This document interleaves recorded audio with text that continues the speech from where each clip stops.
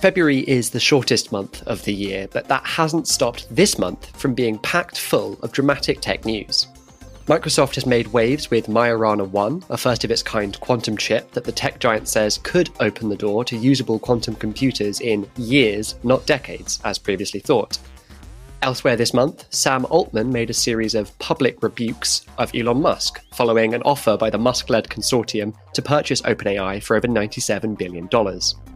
And could the tech sector be staring down the barrel of widespread revenge quitting? You're listening to the ITPro podcast.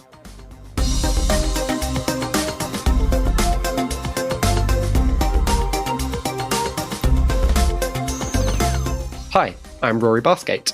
Jane unfortunately can't be here today, but I'm once again joined by Ross Kelly, ITPro's news and analysis editor, to discuss the biggest news in tech this month. Ross, welcome to the show. Hello. So to start with, Ross, just what is Majorana and what does it mean for quantum computing? A big announcement from Microsoft, certainly. So this is the world's first quantum processing unit, QPU. It's powered by what Microsoft says is a topological core, and it can scale up to 1 million qubits in a single chip. Obviously, serious power here, huge capabilities, huge potential, and it's really taken the industry by storm. But it's the latest in like a string of big talking points in the quantum space over the last couple of months. Obviously, you had Google with its Willow chip announcement towards the end of last year, and then in January you had a bit of carnage caused by Jensen Huang suggesting that practical real-world applications are going to be some way off. But yeah, Majorana definitely is a really exciting. It's definitely a strange time for quantum, isn't it? Because the joke, as with fusion in the nuclear space, for the longest time has been, it's always 10 years away. Yeah, just give us 10 more years and we'll get quantum computing off the ground. But in the last year, we've seen, like, as you say, Google, Microsoft have made some big announcements, some big kind of leaps forward. And there is this Jensen Huang angle of, he still thinks it's going to take a few decades, doesn't he? So there's quite a wide rift forming, it seems, on the immediate applications for quantum computing. Yeah, there is a rift. I mean, when you look at the sort of volume of money going into the quantum computing sector, particularly around a lot of the startups in the space, money's pouring in there at the moment. So investors definitely see great potential here. But, you know, the big providers, the big tech companies, Google, Microsoft, they're making waves internally, but they're also building relationships with a lot of the startups in the space as well, which is generally quite a positive sign when if you're I know we're going back to AI already, but if you were to compare it to that sector, when you look at the big hyperscalers and their relationships with companies like OpenAI, Anthropic and whatnot, you can kind of see the building blocks there already in the quantum space. Yeah, and of course, there's also the element of concern, isn't there, around quantum? In the past year, we've run a number of stories about how, quantum computing holds the potential to break encryption as we know it. So there's a lot of investment going into trying to invent new ways of encrypting things to be safe from quantum computers, new safeties on things like government data, but also the most sensitive corporate data around. So I guess it makes sense from that perspective to be pouring investment into potential startups that can offer these solutions, because from a security perspective, you don't know if quantum computing is going to be 10, 20 years away on a practical level, or if it will be years away. And if it's years away, you want to know that you already have those solutions in place, don't you? Yeah, absolutely. I mean, from a cybersecurity perspective, like you said, we've had quite a bit of this coverage on ITPro, but elsewhere across the media landscape, there's been a lot of discussions around this. And I think it's particularly from a security perspective, quantum proof encryption is becoming a big talking point there as well. And you can get into the weeds in terms of, is it 20 years away like Jensen Huang suggests, or is it 5 years away? Jensen Huang's comments last month, Google responded to that and said, we disagree with that. We think we're on a fast track here, so to speak. And then Microsoft coming out, within a matter of weeks and saying, look at what we've achieved here already. I think that will be food for thought for people like Jensen Huang, but, also a lot of people in the industry going, we're looking 3, 4, 5 years down the line. what might this mean for our security capabilities? Where are our potential weak spots going to be here? Definitely. It's worth noting at this point probably that Microsoft itself says that the Majorana breakthrough is the result of around 20 years of R&D. It's not as if Microsoft stumbled upon this in 2024. So yeah, in a way, we're seeing kind of a narrow view of the time frame here. This is already the result of decades of work. So you can kind of see, I suppose, where some skeptics maybe are coming from, saying, okay, it's taken you that long to get to this level of chip. You're talking about scaling up to 1 million qubits, but how much longer will that take in terms of years? So it's still up in the air, isn't it? Is that fair to say? Yeah, I would say so. I mean, you mentioned it at the start of the podcast with fusion. Quantum's been in that sort of pie in the sky kind of space where there's a lot of really highly vocal people in the industry going, this is going to be transformative, this is going to be pioneering, revolutionary, etc., etc. But we've seen that with a few topics in the tech industry over the last few years. But, I think quantum, there's definitely some movement there. And like I said, with the money pouring into it, I think that's a positive sign.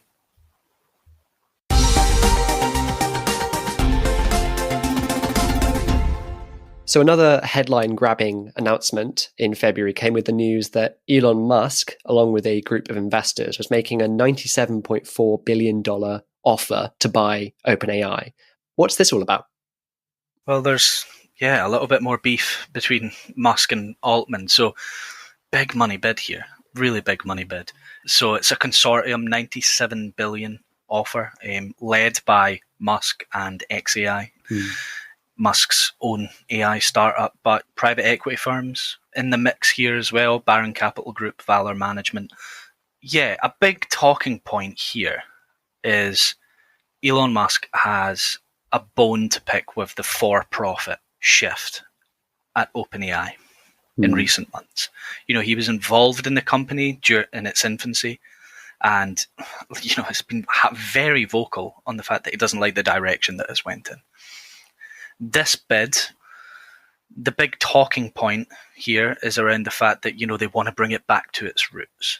So the actual bid itself is legit. It's not just grandstanding on Musk's perspective, but, inevitably it caused, a few waves on social media. There was a bit of a back and forth. Altman said, no thank you on Twitter, or X, sorry, I should say. The one thing I will say is that it seems to have flustered OpenAI a little bit. Yeah. We covered this story. It was originally reported in the Financial Times around the fact that, OpenAI is considering, a restructure of the board in its non-profit arm to sort of ward off future unwanted bids, I guess you could say. So, I mean, it certainly appears to have flustered OpenAI to an extent. But again, it's one of those stories that most of the action happens on social media in the aftermath of it. And I think we need to look at it in the context of what's happened in the run-up to that. In January, we had the launch of Project Stargate. OpenAI, a big headliner in that project. And again, Altman and Musk were, having this back and forth on social media over, whether or not OpenAI had the money to be able to support this project. And a lot of it's, you're moving into the sort of politics side of things, but certainly the bid itself was audacious, but so far nothing's come of it. Yeah, knowing our luck, when this when this episode comes out, there'll have been a fresh development in it. I guess the interesting thing from our perspective is a lot of people on social media were talking about this like it was just a joke. And obviously there was, as you say, the back and forth aspect of it, the kind of insult sharing that was going on. Sam Altman responded to say, no, thank you, but we'll buy X for $9 billion, which is a reference to how much value X has lost since Musk acquired it. But from a very real perspective, as you say, this has shaken things up a bit at OpenAI, hasn't it? Because the board, the non-profit board, has to consider the offer. And given that SoftBank is investing money into OpenAI potentially right now, according to reports, and OpenAI is, as you say, trying to raise funds for this Stargate project while trying to switch to a more for-profit model, throwing this into the mix and having the board have to consider it has shaken things up, hasn't it? Yeah, for sure. I mean, the bid is obviously for the non-profit that controls OpenAI. So, I mean, like it's a, Yeah, it's definitely flustered them, startled them a bit, clearly. Like we said, they're restructuring aspects of the board reportedly to, counter this a threat, I suppose, moving forward. But it's almost at the point, you mentioned there, they're in talks with SoftBank. They're involved with Project Stargate. Simultaneously, you have Microsoft rolling back data center infrastructure leases and plans. It feels like every 48 hours this year, there's been something. It's just something else with OpenAI. It's just always in the mix, and it's a big name. They're obviously going to grab headlines, but yeah, it just seems so flustered at the moment, and there's definitely so much disruption in terms of the media cycle whenever OpenAI is involved, and especially when Elon Musk is going to be involved, but that's for entirely different reasons. So when you combine all those factors, it's just, you're like, what is going on? And this all, obviously, we're based in the UK. A lot of this happens at 6 o'clock when you're on the tube home, or I'm, out for a mental health walk after my shift, and I get home and I'm like, oh wow, right, okay. This is going to be a fun morning tomorrow. How do we decode everything that's gone on here? Yeah, you always get to see the stories break according to time zone from east to west. There, it makes for a very interesting morning, as you say. Yeah, especially if when we're away on a work trip and you're on Western time and something breaks Eastern time, you're like, wow, I'm ahead of the curve. I'm actually ahead of the curve here. I'm not 6 hours behind. Sorry. The rest of California gets to find out what OpenAI are doing at lunch while we're still on our way home. So the last story that we wanted to highlight for February is this issue of revenge quitting. So what is revenge quitting, Ross? Yeah, so revenge quitting is essentially quitting out of spite for the conditions at your job. Not really surprising, I'd say, that this is potentially going to become a trend this year. It's worth noting that the research that we covered said 11% of tech and IT workers were going to revenge quit over the course of the year. But, that's still potentially a significant chunk of your workforce if you go at it by company basis. I think a big part of this is obviously around working conditions, workload, stress, burnout. We've been talking about burnout in the tech industry across, multiple different professions for years. And, when you combine that with the fact that there's probably been a fair amount of job cuts at a lot of these companies, then you're getting into the territory where instead of having, say, a 10-person team, have 7, who's making up the work of those other 3. And, AI isn't doing it yet, despite what the CTO and the board might say. People just seem fed up. It's interesting how times have changed in the tech industry, because for years, the tech industry was trying to attract workers with promises of great benefit schemes, compensation. You have the stereotypes of the ping pong in the office and dinner and lunch paid for. That doesn't seem to be the case anymore, does it? There is this burnout, this dissatisfaction, this maybe wanting to move job for a better skills picture that we're seeing in repeated studies. Yeah, I mean, one of the biggest frustrations cited in the survey was salary. They feel like they've had, their salaries are too low for what they're doing, which is understandable. If you potentially went in at a certain rate and now you're doing, X amount more work because parts of your team have been cut, then that's totally understandable. A lack of raises is also another leading sort of friction point for workers. Pretty challenging economic situation over the last, year or two. So, a lot of companies have tightened those purse strings and you're not potentially getting the raise. You combine that with, external factors like inflation, rising prices, cost of living. It's a real confluence of issues that are really causing problems here for the workers themselves, but also for ultimately, the enterprises that are going to be losing their top talent. Statistically, your top talent's more likely to leave because they have the best opportunities elsewhere, and the sentiment and the loyalty might not be there for a lot of workers anymore. This is, it's a worrying picture for any tech leader. So what can business leaders and leaders in tech do to shield against this? I mean, pay salaries according to what they're doing. That seems to be, it sounds like it's very simple, and it is a balancing act. We've covered this previously around quiet quitting, for example, where, people are frustrated in their role, so they're just kind of down in tools a little and seeing how it goes, and if they get caught out, it's no sweat to them. Work-life balance has become a big thing for a lot of people. We've spoken about it ourselves with our jobs. Like, I like to get out after work. I like to be able to do things in between. If you're a hybrid or remote worker, if you're in the office, you still want that balance and that flexibility there. RTO mandates getting people back into the office. I don't know how long you travel every morning to get to work, and I'm not suggesting you're going to revenge quit.